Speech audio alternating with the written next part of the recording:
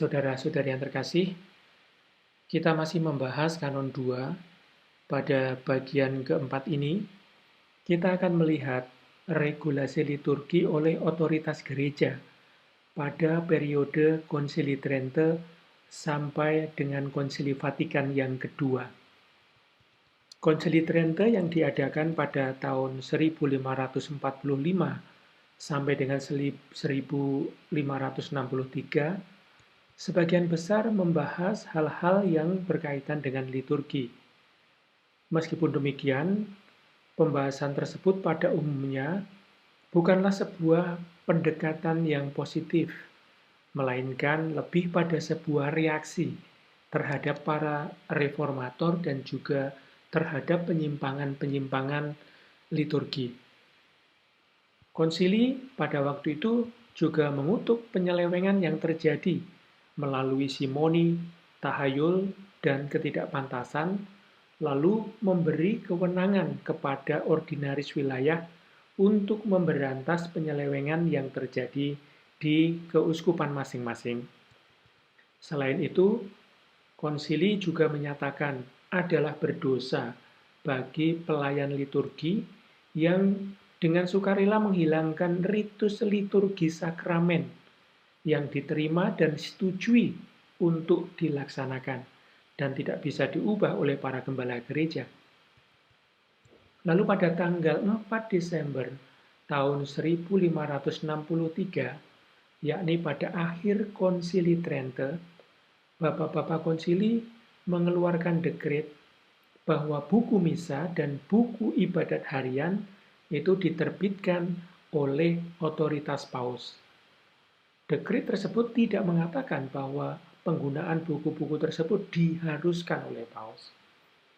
Akan tetapi beberapa tahun kemudian, yakni pada tahun 1568, Paus Pius kelima itu mengundangkan buku ibadat harian Romawi, dan pada tahun 1570 menerbitkan atau mempromulgasikan buku misa Romawi dan mengharuskan penggunaannya di seluruh gereja Latin dan menghapuskan semua buku-buku yang lain, kecuali buku-buku yang digunakan oleh keuskupan dan tarekat religius yang usianya lebih dari 200 tahun.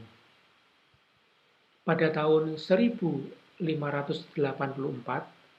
Paus Gregorius ke-13 menerbitkan martirologi, yakni daftar para santo santa yang harus dirayakan, dan mengharuskan pelaksanaannya di seluruh gereja barat tanpa kecuali. Hal lain lagi yang terjadi pada tahun 1588, di mana Paus Sixtus kelima memperkenalkan pembentukan yang pertama kongregasi para kardinal dalam Kuria Romana, dan juga kongregasi untuk ritus suci dan perayaan-perayaan.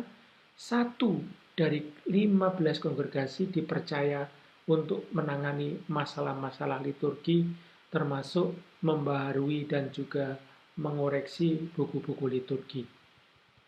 Pada tahun 1596, Paus Clement ke-8 menerbitkan Kepausan Romawi, sebuah ritus yang dirayakan oleh seorang uskup dan mewajibkan penggunaannya di seluruh gereja Latin tanpa kecuali. Dan pada tahun 1600, Paus yang sama menerbitkan perayaan para uskup dan mengharuskan penggunaannya, termasuk bagi gereja-gereja dan tarekat-tarekat religius yang telah memiliki buku misa dan buku ibadat harian. Dan ritus yang sudah menjadi tradisi atau adat istiadat selama 60 tahun tetap masih boleh digunakan. Pada tahun 1614, Paus Paulus kelima menerbitkan ritus Romawi, sebuah ritus yang dirayakan oleh para imam dan menganjurkan pelaksanaannya meskipun tidak memaksa, kecuali untuk wilayah-wilayah yang kedepannya dipersiapkan untuk menjadi sebuah keuskupan. Nah, sampai di sini kita bisa melihat bahwa sentralisasi otoritas di Roma dan keseragaman disiplin cukup kentara terlihat di periode ini. Lalu, pada pertengahan abad ke-19, hampir seluruh keuskupan telah mengadopsi buku-buku Romawi.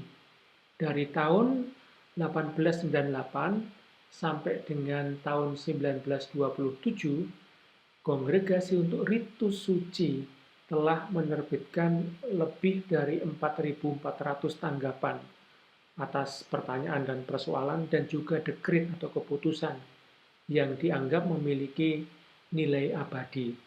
Dan kumpulan dari itu semua dipromulgasikan oleh otoritas paus. Jadi, sentralisasi liturgi di Roma sudah lazim sejak Konsili Trente dan semakin abadi dengan dijadikannya sebagai undang-undang dalam Kitab Hukum Kanonik tahun 1917. Dan di dalam Kanon 1257 dikatakan, hanya tahta apostolik yang berwenang mengatur liturgi suci dan mengesahkan buku-buku liturgi. Dan kewenangannya tersebut didelegasikan atau diberikan kepada kongregasi untuk ritus suci. Lalu bagaimana dengan tugas uskup? Tugas uskup adalah untuk memastikan pelaksanaan undang-undang liturgi universal dan menjaganya dari berbagai penyimpangan dan penyelewengan. Beberapa pembaruan liturgi terjadi pada masa kepausan Paus Pius ke-12 dan Paus Yohanes ke-23. Namun pembaruan tersebut tetaplah dikontrol ketat oleh Tahta Suci. Pada tahun 1917 sampai dengan Konsili Vatikan yang kedua, tampak sekali di dalam hukum bagaimana keseragaman liturgi dan sentralisasi Roma terjadi. Akan tetapi kita tahu bahwa teologi pada waktu itu berkembang dan juga merebak gerakan-gerakan liturgi yang akhirnya ini sangat mempengaruhi gagasan-gagasan yang akhirnya akan dibahas di dalam sidang konsili ekumenis, yakni Konsili Vatikan yang kedua. Nah, itulah sekilas pandang regulasi yang terjadi pada periode Konsili Trente sampai dengan Konsili Vatikan yang kedua. Pada pembahasan berikutnya, kita akan berbicara bagaimana otoritas gereja saat ini mengatur liturgi, yakni dari Konsili Vatikan yang kedua sampai sekarang ini. Terima kasih, sampai jumpa.